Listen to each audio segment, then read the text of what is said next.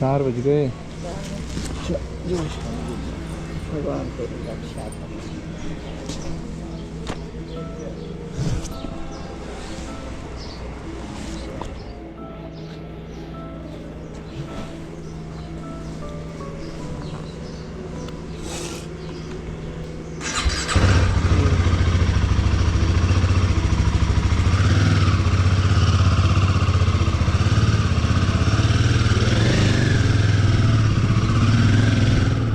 नमस्कार दोस्तों, आज मैं आपको लेकर चलूँगा उत्तराखंड के पर्वतीय क्षेत्र में रुद्रनाथ ट्रैक पर एक अनोखी यात्रा। यह ट्रैक साहसी प्रेमियों और प्रकृति के दीवानों के लिए एक स्वर्ग से कम नहीं है। तो हमारा सफ़र शुरू होता है हल्द्वानी से, उसके बाद भवाली, रानीखेत, चौखटिया, कर्णप्रयाग, नंदप्रयाग और आखिर में हमारी मंजिल सागर गांव गोपेश्वर। तो चलिए फिर सफर में आगे बढ़ते हैं।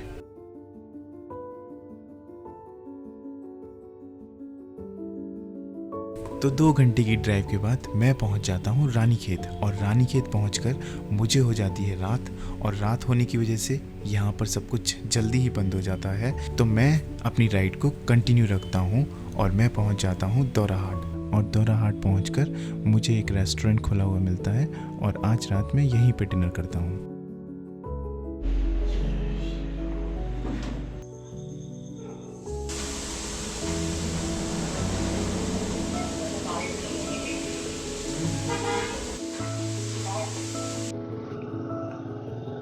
जय श्री राम। तो हम खाना खा के निकल लिए, थोड़ा सा एनर्जी आ गई।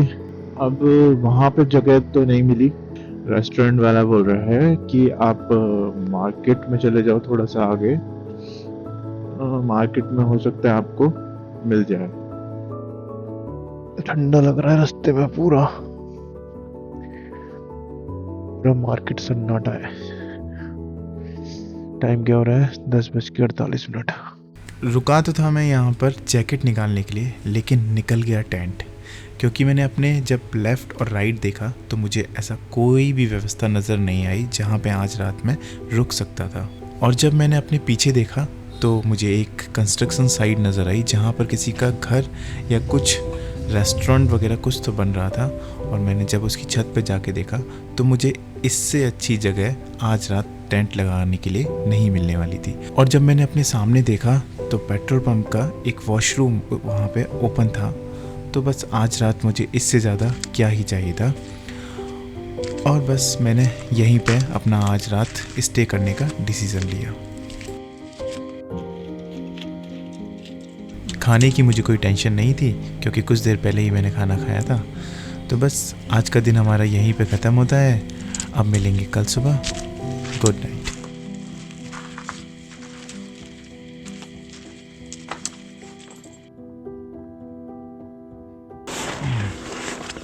राम राम भाई सारे, नमस्ते जी। ये है हमारा आज का दूसरा दिन। अभी हम लोग हैं एक कंस्ट्रक्शन साइट पर, किसी का घर या दुकान वगैरह ऐसा कुछ बन रहा है। अभी 76 किलोमीटर है यहाँ से कर्णप्रयाग। गैरसैंण है 32 किलोमीटर बाकी है अभी डिस्टेंस। तो रात 12 बज गया था कल। उसके बाद मुझे ये लोकेशन ठीक लगी, क्योंकि सामने ही पेट्रोल पंप था और रोशनी वगैरह भी अच्छी थी, क्योंकि जंगल का एरिया नहीं था। तो मैंने सोचा कि क्यों ना यहीं पे पिच किया जाए, कि ज़्यादा लेट नाइट ड्राइव करना भी ठीक नहीं है। इसलिए फिर रात को मैंने यहीं पे स्टे कर लिया। मैं एक बार लोकेशन आपको दिखा देता हूँ यहाँ से चारों तरफ, मतलब कैसा व्यू है। और मैं उठ गया था करीब 5:30 बजे, और अभी जो टाइम हो रहा है 6:08 हो रहा है। ये सामान वगैरह जो फैला है वो उसको पैक करते हैं, बाइक में लोड करते हैं और बस निकलना है। बाहर का नज़ारा मैं दिखाता हूँ आपको। सामने दिख रहा होगा आपको गैरसैंण 32 किलोमीटर, कर्णप्रयाग 76। ये सामने पेट्रोल पंप। अब वहाँ के मालिक वगैरह शायद आ चुके हैं। वॉशरूम वगैरह भी मैंने उस पेट्रोल पंप का ही यूज़ किया। ये कुछ ऐसा नज़ारा है यहाँ से, चारों तरफ खेत ही खेत है। ये लोकेशन इसलिए ठीक लगी ना क्योंकि रोड से भी ऊंचा है, तो कोई जानवर वगैरह आने का खतरा नहीं है। ये रहा हमारा टेंट। मैं ये सामान ज़रा पैक करता हूँ, फिर निकलते हैं इसको आगे।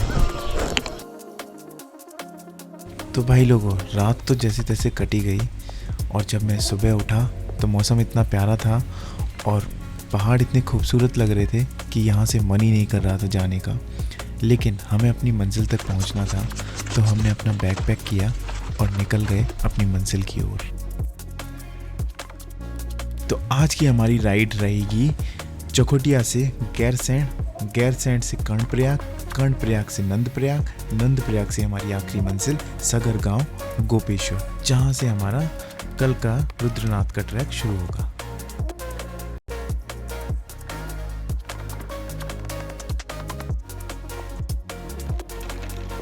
दो घंटे की ड्राइव के बाद मैं पहुंचता हूं गैरसैंण, और गैरसैंण पहुंचकर मुझे लगती है ज़ोरों की भूख, क्योंकि निकलने से पहले मैंने नाश्ता नहीं किया था और जो भी स्नैक्स वगैरह मैंने अपने साथ कैरी किया था वो सभी मैं निकाल कर आसन बिछाकर खुली वादियों के बीच में नाश्ता करता हूँ।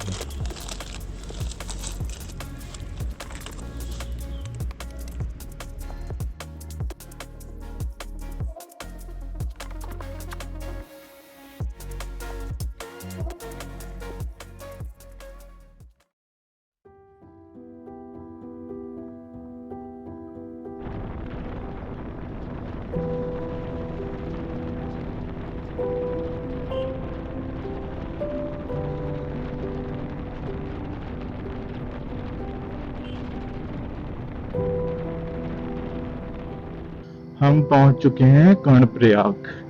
अभी मार्केट जो है वो आया नहीं है, लेकिन हम बहुत नज़दीक हैं कर्णप्रयाग के। 12:30 हो चुका है और अभी सागर गांव जो है वो 45 किलोमीटर और बाकी है यहाँ से। और ये रही पिंडर नदी जिसे बोलते हैं, और ये जाके मिलेगी कर्णप्रयाग पर। अब धीरे धीरे जो है वो गर्मी बढ़ चुकी है, थोड़ा अब गर्म होना स्टार्ट हो चुका है, इसलिए मैंने जैकेट की चेन भी खोल दी है। इस हेलमेट के अंदर बोला भी नहीं जाता ढंग से, पूरे गाल दबा देता है। एक बार तो मेरा गाल ही कट चुका है लेफ्ट साइड का, कल से कटने में ही है। जितनी बार बोलता हूँ उतनी बार कट जाता है। ऐसी वॉइस आ रही होगी जैसे मुंह में क्या पान वान चबा के बोल रहा हूँ। 34 डिग्री दिखा रहा है टेम्परेचर। यहाँ पे वही हल्द्वानी की तरह ही टेम्परेचर है। ठीक है, आगे चलते हैं सफर में। तो कर्णप्रयाग पहुंचने तक गर्मी का लेवल काफ़ी हाई हो चुका था और मैं अपनी राइडिंग गियर्स पहन रखा था, जिसके अंदर मैं उबल चुका था। तभी हमारे सामने दो मोड़ आते हैं। एक जो आपके लेफ्ट में है वो जाता है श्री केदारनाथ के लिए, और जो आपके राइट में है वो जाता है श्री बद्रीनाथ के लिए। तो हम सीधे बद्रीनाथ वाला हाईवे पकड़ते हैं और पहुंच जाते हैं नंदप्रयाग, जहां पर रुककर हम लंच ब्रेक लेते हैं और कुछ देर बाद अपनी यात्रा को जारी रखते हैं।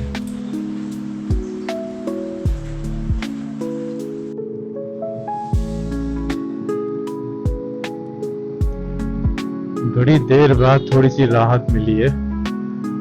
मौसम चमोली तक पहुंचते पहुंचते थोड़ा ठंडा हो गया, वरना 42 डिग्री सेल्सियस हो चुका था यहाँ का तापमान। 42 डिग्री, क्या प्लेन्स की तरह टेम्परेचर हो गया था इस यहाँ का। बड़ी खतरनाक वाली गर्मी हो रखी थी अभी बहुत। अब जाके थोड़ा सा रिलैक्स है, अब जाके थोड़ा रिलीफ है। तो अब हम आ चुके हैं चमोली। अब यहाँ से रास्ता कटेगा आपका ये बद्रीनाथ के लिए, ये चमोली के लिए। तो अब हमें जाना है चमोली। चमोली से गोपेश्वर, गोपेश्वर से बस आप पहुंच गए तो सीधे हमारा आज का स्टे सागर गांव में होगा। टाइम हो चुका है 2:30। टेम्परेचर अभी डाउन होता जा रहा है धीरे धीरे। 34 डिग्री हो गया यहाँ पे, 42 डिग्री पहुंच गया था यार, ताज्जुब है। अब थोड़ा चैन की सांस आएगी। ये पेड़ बड़ा प्यारा है, ये काफी जगह हमें रास्ते में देखने को मिला। पर्पल कलर के इसके फ्लावर होते हैं, काफी खूबसूरत लगता है। तो हमारी मंजिल अब रह गई है बस 11 किलोमीटर। हम बस पहुंचने ही वाले हैं। तो बस सफ़र में आगे चलते चलते इंद्रदेव की ऐसी कृपा हुई कि गोपेश्वर पहुंचते पहुंचते हम रिमझिम बारिश की बूंदों में अपनी मंजिल सगर गांव तक पहुंच ही जाते हैं। और अब मुझे तलाश न था एक होम स्टे, क्योंकि आज रात में सगर गांव में ही रुकने वाला था। तो आज का दिन हमारा यहीं पे होता है ख़त्म। अब मिलेंगे कल सुबह रुद्रनाथ ट्रैक पर। हर हर महादेव।